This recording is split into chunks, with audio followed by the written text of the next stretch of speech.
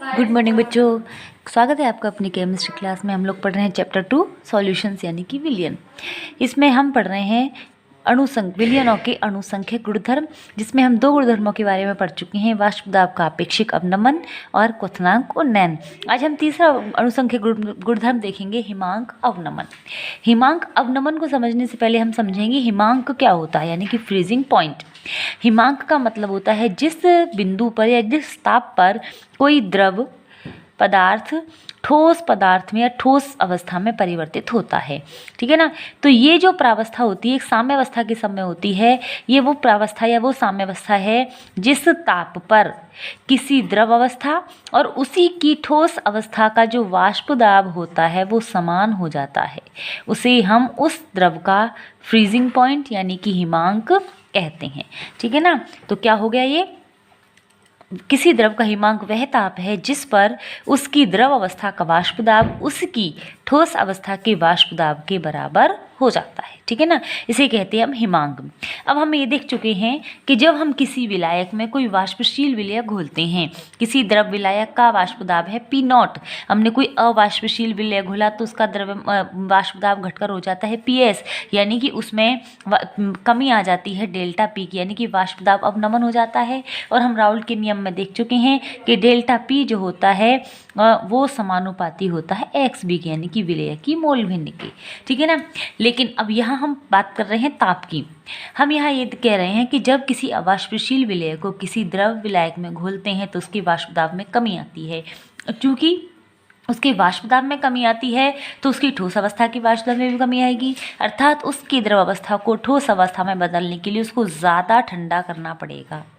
ज़्यादा ठंडा करना पड़ेगा मतलब उसके हिमांक में और भी ज़्यादा कमी हो जाएगी, उसका हिमांक और भी कम हो जाता है। ठीक है ना। तो जब किसी अवाष्पशील विलयक को किसी शुद्ध विलायक में घोला जाता है तो प्राप्त विलयन के वाष्प दाब में कमी आती है, जिससे विलयन को ठोस में परिवर्तित करने के लिए उसे अधिक ठंडा करना पड़ता है। फलतः विलयन का हिमांक कम हो जाता है। इस प्रकार किसी अवाष्पशील विलयक के कारण विलयन के हिमांक में होने वाली कमी को हिमांक अवनमन कहते हैं। ठीक है ना। जितना ज़्यादा अवाष्पशील विलयक घोला जाएगा उतना ही उसका वाष्प दाब कम होता जाएगा, और जितना वाष्प दाब कम होता जाएगा उसका हिमांक भी उतना ही कम होता जाएगा।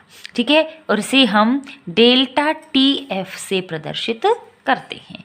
ठीक है ना। अब देखिए हम इसको कैसे समझेंगे कि हमने क्या किया है, एक ग्राफ खींचा है किसी विलायक के लिए और उसके किसी विलयन के लिए जिसमें हमने कोई अवाष्पशील विलयक घोल दिया है। ठीक है ना। इस विलायक का जो शुद्ध ये दाब है, इस स्थिति में इसकी ठोस अवस्था का वाष्प दाब और द्रव अवस्था का वाष्प दाब बराबर हो जाता है। इससे ऊपर ये द्रव अवस्था है और इससे नीचे ये ठोस अवस्था है। ठीक है ना। तो इस बिंदु पर ये जो इसका टेम्परेचर होगा वो इसका हिमांक कहलाएगा। ठीक है ना। ये वो साम्यावस्था बिंदु है जिस समय इसकी द्रव अवस्था का वाष्प दाब और ठोस अवस्था का वाष्प दाब समान हो चुके हैं। जब हमने इसमें कोई अवाष्पशील विलयक घोल दिया तो इस अवाष्पशील विलय के कारण इसका वाष्प दाब में कमी आ रही है, देखो। ठीक है ना। और वाष्प दाब में कमी आ रही है तो वो बिंदु प्राप्त करने के लिए जिस बिंदु पर इसका वाष्प दाब इसकी द्रव अवस्था के वाष्प दाब के बराबर जाए, इसको बहुत ज़्यादा ठंडा करना पड़ रहा है। ठीक है ना। देखिए इस विलायक को तो यहाँ तक ठंडा करना पड़ रहा था, लेकिन विलयन को यहाँ तक ठंडा करना पड़ रहा है। इसका मतलब इसका हिमांक यहाँ की बजाय घटकर यहाँ हो गया। क्यों? क्योंकि इसका वाष्प दाब यहाँ से घटकर यहाँ हो गया था। ठीक है ना। तो विलायक का वाष्प दाब P और हिमांक TF है, जबकि विलयन का वाष्प दाब घटकर P1 हो गया, जिससे उसका हिमांक भी घटकर T1 हो गया। तो यहाँ से हमें ये पता चल रहा है कि TF माइनस T1 समानुपाती होगा P माइनस P1 के, और T माइनस T1 को हम शो कर रहे हैं डेल्टा TF से। देखिए ठीक है ना, डेल्टा TF से, और P माइनस P1 को हम शो कर रहे हैं डेल्टा P से। तो डेल्टा P हो गया, डेल्टा TF समानुपाती हो गया डेल्टा P। लेकिन अभी हमने देखा था राउल्ट के नियम ने क्या बताया था कि डेल्टा P समानुपाती होता है XB के। तो जब डेल्टा TF डेल्टा P के समानुपाती है और डेल्टा P डेल्टा XB के समानुपाती है, तो डेल्टा TF और XB आपस में समानुपाती हो जाएंगे। ठीक है ना। तो देखिए ये समानुपाती हो चुके हैं। जब हम समानुपाती का चिन्ह हटाते हैं तो स्थिरांक लगा देते हैं K, तो अपने पास एक समीकरण बन के आ गई डेल्टा TF बराबर KXB। अभी एक्स बी क्या चीज़ है, एक्स बी का मतलब है विलेय की मोल भिन्न, ठीक है ना। और विलेय की मोल भिन्न क्या होती है, विलेय की मोल बटे कुल मोल। ए विलायक है, बी विलेय है, इनके कुल मोलों की संख्या N A plus N B है, ठीक है ना। तो अब हमने ये वैल्यू पुट कर दी, एक्स बी की जगह हमने रख दिया एन बी बटे N A plus N B. लेकिन विलयन हम हमेशा यहाँ जो लेते हैं वो हमेशा तनु विलयन लेते हैं। तनु विलयन का मतलब क्या हुआ कि विलेय की मोलों की संख्या विलायक के मोलों की तुलना में बहुत कम है, यानी कि अति तनु विलयन के लिए N B is very very less than N A. तो हम ये कह सकते हैं कि N A plus N B लगभग बराबर हो जाएगा एन ए के। तो इस वैल्यू की जगह पर हम केवल एन ए लिख सकते हैं, तो हमने लिख दिया, देखिए डेल्टा टी एफ बराबर K N B upon N A, ठीक है ना। अब हम एन बी के बारे में बात करें, एन बी क्या होता है, मोलों की संख्या, ठीक है ना। मोलों की संख्या एन बराबर क्या होगा, एन बराबर होता है डब्ल्यू बटे एम, ठीक है ना। अब हम बी के मोलों की संख्या की बात करेंगे तो डब्ल्यू बी बटे एम बी, ठीक है ना। और ए के मोलों की संख्या की बात करेंगे तो डब्ल्यू ए बटे एम ए। अब हमें चाहिए क्या, हमें चाहिए एन बी बटे एन ए। एन बी का मान हो गया डब्ल्यू बी बटे एम बी, बटे में एन ए यानी कि W A upon M A. इसको ओपन करेंगे तो डब्ल्यू बी, ये एम ए ऊपर चला जाएगा यानी कि इंटू एम ए अपॉन में एम बी इंटू में डब्ल्यू ए। तो एन बी बटे एन ए, इसकी वैल्यू आ जाएगी W B into M A upon M B into W A. तो देखो ये पुट कर दी हमने वैल्यू, ये देखिए एन ए और एन बी की वैल्यू पुट की, ये आ गई, ठीक है ना। लेकिन यहाँ वही चीज़ जैसे हमने हिमांक क्वथनांक उन्नयन में देखा था कि ये एम ए जो होता है विलायक का अणुभार होता है, और विलायक का अणुभार एक स्थिर संख्या है। तो इस स्थिर संख्या को हमने इस स्थिरांक के साथ मिला दिया, ठीक है ना। यानी हमने इसको थोड़ा रूप बदल के लिख दिया कि डेल्टा टी एफ बराबर हो गया के एम ए, इन दोनों को एक साथ कर दिया, अब into W B upon M B into W A, ठीक है ना। तो ये जो दो स्थिरांक संख्याएं हो गई हैं, इन दो स्थिरांक संख्या को हम लिख देते हैं के एफ से, इसको बना दिया हमने के एफ। और डब्ल्यू बी बटे M B into W A, ये क्या चीज़ है, क्या डब्ल्यू ए किलोग्राम में दिया गया है तो ये हो जाती है मोललता, तो इसको हमने शिफ्ट कर दिया एम से, ठीक है ना। यानी कि अपने पास एक रिलेशन आ गई, एक समीकरण आ गई, delta T F is equal to K F into M, ठीक है। ये हम इसको कह सकते हैं कि हिमांक अवनमन बराबर के एफ गुणा मोललता। अब इस के एफ को हम क्या कहते हैं, यहाँ हम के एस को क्या कहेंगे, देखिए हम क्या निकाल रहे थे, हिमांक अवनमन।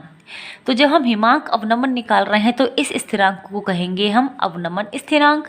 कौन सा, एक मोलल विलयन के लिए या मोलल विलयन के लिए, तो यहाँ के एफ को हम मोलल अवनमन स्थिरांक या क्रायोस्कोपिक स्थिरांक कहते हैं, ठीक है ना। अब इसकी हम मात्रक निकालेंगे तो इसका मात्रक क्या आएगा, देखिए हमने ये चीज़ देखी थी कि डेल्टा टी एफ बराबर है के एफ इंटू एम। तो हम कहें कि के एफ इज इक्वल टू क्या हो जाएगा, delta T F upon M. Delta T F को किस में माप रहे हैं हम, केल्विन में, ठीक है ना। एम मतलब मोललता, मोललता क्या होती है, मोल पर केजी, ठीक है ना। तो इसको हमने ऊपर ले गए हैं तो केल्विन तो ऐसे कैसे रहेगा, केजी इनवर्स में था, ये पॉजिटिव हो जाएगा, मोल पॉजिटिव था, ये नेगेटिव हो जाएगा। तो इसका मात्रक आ जाएगा केल्विन किलोग्राम मोल इनवर्स, ठीक है ना। तो मोलल अवनमन स्थिरांक या क्रायोस्कोपिक स्थिरांक, ठीक है। और क्वथनांक उन्नयन में हमने पढ़ा था मोलल उन्नयन स्थिरांक, या उसका दूसरा नाम था इब्लियोस्कोपिक स्थिरांक, ठीक है। अब हम सब इस इक्वेशन में देखते हैं कि हमने देखा था डेल्टा टी एफ बराबर होता है के एफ इंटू एम के। अब यदि हमने एम बराबर 1 रख दिया, एम बराबर 1 का मतलब क्या हुआ, एम बराबर 1 का मतलब हुआ कि 1 मोल घुला हुआ है 1 किलोग्राम में, या हम कहें कि 1000 ग्राम में, ठीक है ना। तो जब m का मान 1 रख देते हैं तो हम ये क्या देखेंगे कि डेल्टा टी एफ बराबर क्या हो गया, के एफ, ठीक है ना। तो के एफ किसके बराबर हो गया, डेल्टा टी एफ के, कब, जब हमने मोललता को 1 कर दिया, यानी कि जब हमने 1 किलोग्राम या 1000 ग्राम विलायक में विलेय का 1 मोल घोला हुआ है, उस समय उस विलयन के हिमांक में जितनी कमी होती है वो उस विलायक के लिए के एफ यानी कि मोलल अवनमन स्थिरांक या क्रायोस्कोपिक स्थिरांक कहलाता है, ठीक है ना। तो देखिए यदि m बराबर 1 मोल प्रति किलोग्राम हो तो डेल्टा TF बराबर KF। अतः किसी 1 किलोग्राम या 1000 ग्राम विलायक में अवाष्पशील विलेय का 1 मोल विलेय होने पर विलयन के हिमांक में होने वाली कमी को मोलल अवनमन स्थिरांक या क्रायोस्कोपिक स्थिरांक कहते हैं और इसकी इकाई केल्विन किलोग्राम मोल इनवर्स होती है। ठीक है ना। अब इसकी सहायता से हम कैलकुलेशन करेंगे विलेय के मोलर द्रव्यमान की। विलेय का मोलर द्रव्यमान बिल्कुल क्वथनांक उन्नयन के तरीके से ही करना है। क्या करना है कि अभी हमने देखा था कि डेल्टा TF बराबर क्या होता है KF इंटू M, और M क्या होता है मोललता। मोललता का मतलब ही बताया था 1 मोल या मोल प्रति किलोग्राम। ठीक है ना। तो मोललता को हम जानते हैं क्या होती है WB into 1000 upon MB into WA ग्राम में। ये क्या है विलेय का ग्राम में भार, ये है विलायक का ग्राम में भार और ये है मोलर द्रव्यमान विलेय का। तो इस m की वैल्यू को हम ऐसे कैसे रख देंगे इस इक्वेशन में। तो अपने पास क्या आ जाएगा delta TF is equal to KF into WB into 1000 upon MB into WA in grams. ठीक है ना। तो यहाँ से हम डेल्टा TF निकाल लेंगे, लेकिन हमें निकालना है MB का मतलब विलेय का मोलर द्रव्यमान। तो MB को इधर लेके आए तो अपने पास इक्वेशन आएगी MB is equal to KF into WB into 1000 upon delta TF into WA in grams. तो हमें ये चीज़ पता होती है, दी हुई होती है, ये हमें विलेय का ग्राम में भार दिया हुआ होता है या पता होता है। ये चारों वैल्यूज़ अगर हमें पता हो तो हम MB की गणना आसानी से कर सकते हैं। ठीक है ना। और KF की गणना करने के लिए भी वान ठाफ ने बिल्कुल KB के समान वैल्यू दी थी। KB के लिए वान ठाफ ने बताया था MRTB square upon delta H वाष्पन इंटू 1000। ये वान ठाफ ने ऊष्मागतिकी संबंध दिखाया था कि KB था उन्नयन स्थिरांक, मोलल उन्नयन स्थिरांक, M होता है अणुभार विलायक का अणुभार, R होता है गैस स्थिरांक, TB होता है क्वथनांक, डेल्टा H वाष्पन। डेल्टा H वाष्पन का मतलब होता है वाष्पन की एंथैल्पी कि किसी द्रव को वाष्प में बदलने के लिए कितनी एंथैल्पी या ऊष्मा की आवश्यकता होती है इंटू 1000। बिल्कुल उसी तरीके से KF का मान निकालना भी बताया था, केवल हमने यहाँ क्या चेंज किया है B की जगह F आ जाएगा, यानी कि अब इक्वेशन बन जाएगी MRTF square upon delta H fusion. ठीक है, या फ्रीजिंग, डेल्टा H फ्रीजिंग या पिंडन भी कहते हैं इसको, इनटू में 1000। ठीक है। यहाँ वही M विलायक का मोलर द्रव्यमान, R गैस स्थिरांक, TF हिमांक, विलायक का हिमांक है ये, डेल्टा H फ्रीजिंग। फ्रीजिंग का मतलब होता है ठोस अवस्था में बना, पिंडन ठोस अवस्था में परिवर्तित होना। तो पिंडन के लिए जो एंथैल्पी परिवर्तन है वो लिखा जाता है इंटू 1000। तो इस वान ठाफ समीकरण या इस ऊष्मागतिकी समीकरण की सहायता से हम KF की गणना कर सकते हैं, और KF मिल जाता है तो हम इस सूत्र की सहायता से MB की गणना भी कर सकते हैं। ठीक है ना। तो देखते हैं, देखिए हम जानते हैं TF बराबर KF इंटू M। तो delta TF is equal to KF, M की वैल्यू पुट कर दी, मोललता ये होती है, हमें निकालना है MB। तो MB को इधर ले गए तो डेल्टा TF इधर आ गया और ये अपना इस फॉर्मूला आ गया KF into WB into 1000 upon delta TF into WA ग्राम। ये क्या क्या चीज़ें हैं देख लेते हैं हम। MB में MB तो है विलेय का मोलर द्रव्यमान, KF है मोलल अवनमन स्थिरांक, WB का मतलब हो गया विलेय का ग्राम में भार, डेल्टा TF का मतलब हिमांक में अवनमन, WA का मतलब विलायक का ग्राम में भार। ठीक है ना। और ऊष्मागतिकी की समीकरण जिसकी सहायता से हम K का मान ज्ञात कर सकते हैं वो है KF is equal to MA। MA मतलब विलायक का मोलर द्रव्यमान, R मतलब गैस स्थिरांक, TF स्क्वायर, TF का मतलब होता है हिमांक, डेल्टा H गलन या पिंडन, यानी कि गलन की गुप्त ऊष्मा या पिंडन की गुप्त ऊष्मा इंटू 1000। इस फॉर्मूला की सहायता से भी हम KF की गणना कर सकते हैं। ठीक है। तो देखो क्वेश्चन देखते हैं हम। पहला क्वेश्चन देखते हैं कि 34.2 ग्राम शर्करा के 1000 ग्राम जल में बने विलयन का विलियन बनाए हमने 1000 ग्राम 1000 ग्राम जल में 34.2 ग्राम शर्करा के घोल दिए, तो इस विलियन का हिमांक क्या होगा यदि जल के लिए KF का मान 1.86 केल्विन किलोग्राम प्रति मोल हो। ठीक है, दिया क्या है, देखो घोला गया है शर्करा को, किसमें, जल में, तो शर्करा बन गई विलेय, और विलेय का ग्राम में भार दिया है WB 34.2 ग्राम। विलायक जल है उसका भार कितना दिया है 1000 ग्राम, तो WA हो गया 1000 ग्राम। अब हमसे पूछा है हिमांक क्या होगा, यानी कि अपन को TF निकालना है। TF निकालने के लिए पहले हमको डेल्टा TF निकालना पड़ेगा, ताकि जल के हिमांक में हम इसको माइनस कर सकें। KF का मान हमें दिया हुआ है 1.86 केल्विन किलोग्राम प्रति मोल। अब डेल्टा TF का फॉर्मूला क्या होता है, KF गुणा WB गुणा 1000 बटे MB गुणा WA। WB दे दिया, WA दे दिया, KF दे दिया, अब हमें MB चाहिए। MB निकालने के लिए हमें चाहिए शर्करा का सूत्र, तो शर्करा का फॉर्मूला क्या होता है, शक्कर यानी कि शक्कर का फॉर्मूला होता है C12H22O11।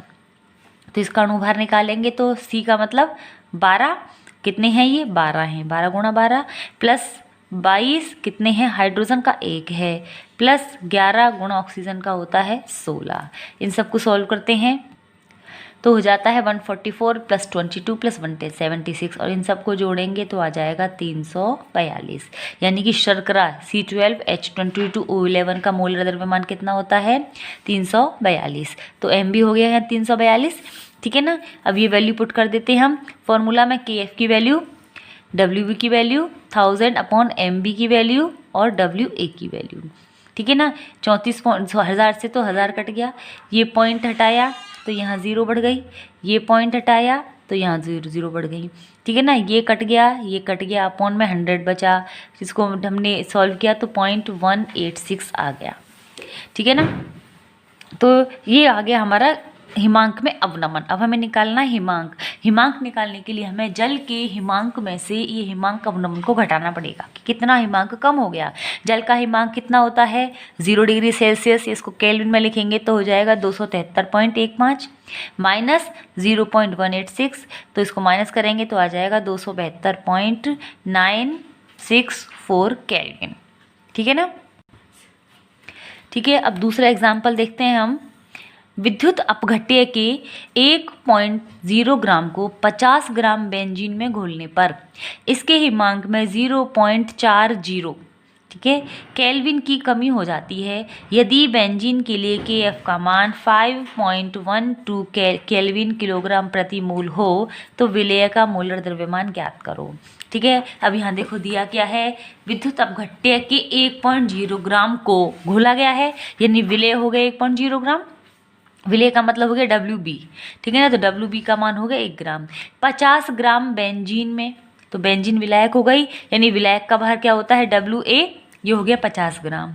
में हिमांक में कमी यानी कि डेल्टा TF कितना हो गया 0.40 केल्विन, और KF का मान दे रखा है हमको 5.12 केल्विन किलोग्राम पर मोल इनवर्स। सारी चीज़ें हो गई, क्योंकि डेल्टा TF का MB का फॉर्मूला क्या होता है KF into WB into 1000 upon delta TF into WA। KF दिया है, WB दिया है, डेल्टा TF दिया है, WA दिया है। वैल्यूज पुट की हमने, तो KF की वैल्यू 5.12 इंटू 1, क्योंकि WB की वैल्यू 1 ग्राम है, इंटू 1000 अपॉन डेल्टा TF की वैल्यू 0.4240 इंटू WA की वैल्यू है 50। ठीक है, वैल्यूज पुट की, इसको सॉल्व कर देते हैं तो आता है 546। इससे ये ख़त्म हो जाएगा। ठीक है ना, तो एक 0 और 2 0 और एक 0 और 0, 5 2 ज़ा 10 और 2 से इसको करेंगे 2 2 ज़ा 4, ये आ गया 512/2। इसका आंसर आ जाता है 256 ग्राम, यानी कि जिस विलेय को घोला हुआ है 1 ग्राम, उसका मोलर द्रव्यमान कितना है 256 ग्राम पर मोल। ठीक है ना, इसी तरह का एक एग्जाम्पल और देखते हैं कि 25.6 ग्राम सल्फर को 1000 ग्राम नेफ्थिलीन में घोला गया। तो घोला किसे गया है सल्फर को, तो WB दे दिया, WB किस में घोला गया है नेफ्थिलीन में, तो ये विलायक हो गया। विलायक का कितना भार है 1000 ग्राम, यानी WA हो गया। तो हिमांक में 0.68 केल्विन का अवनमन होता है, यानी कि डेल्टा TF दे दिया 0.68 केल्विन। ठीक है, तो सल्फर का अणु सूत्र ज्ञात करो, और KF दिया है हमें 6.8 kelvin kilogram mole inverse. Formula अपना यही KF into WB into 1000 upon delta TF into WA। KF की वैल्यू 6.8, W की value WB 25.6 into 1000 upon delta TF 0.68 into WA 1000 ग्राम। ठीक है ना, तो 1000 से तो 1000 क्रॉस हो गया, यहाँ के 2 पॉइंट और ऊपर के 2 पॉइंट क्रॉस हो गए, 68 से 68 क्रॉस हो गया, क्या बचा 256 ग्राम। यानी जो विलय जो सल्फर घुली हुई है उसका अणुभार हमें प्राप्त हुआ है 256 ग्राम। लेकिन हमें पता है कि सल्फर का जो परमाणु भार होता है वो होता है 32। तो जब ये अणु के रूप में होती है तो SX के रूप में होती है। ठीक है ना, यानी इसका मोलर द्रव्यमान उस समय होता है 32 इंटू एक्स। इसका मोलर द्रव्यमान अपना आ रहा है 256, तो इज इक्वल टू हो गया 32 इंटू एक्स। तो एक्स की वैल्यू कैसे निकालें, 256 अपॉन 32 कर दिया, ये आ जाएगा 8। यानी कि इस जो एक मॉलिक्यूल के रूप में यहाँ ये प्रेजेंट है उसमें 8 सल्फर एटम्स प्रेजेंट हैं, यानी उसका फॉर्मूला है S8, यानी उस विलियन में सल्फर S8 के रूप में प्रेजेंट है। ठीक है ना, तो माना सल्फर का अणु सूत्र SX है, उसका अणुभार हमें प्राप्त हो रहा है 256, तो उसका अणुभार किससे आएगा, X परमाणु है, एक परमाणु का भार होता है 32, X इंटू 32, तो X की वैल्यू हुआ 8, यानी उसका फॉर्मूला क्या है S8 है। ठीक है, तो मेरे ख्याल से आपको एक अणुसंख्यक गुणधर्म क्वथनांक उन्नयन के साथ साथ में हिमांक अवनमन भी समझ में आ गया होगा और इसकी न्यूमेरिकल प्रॉब्लम भी क्लियर हो गई होगी। Thank you.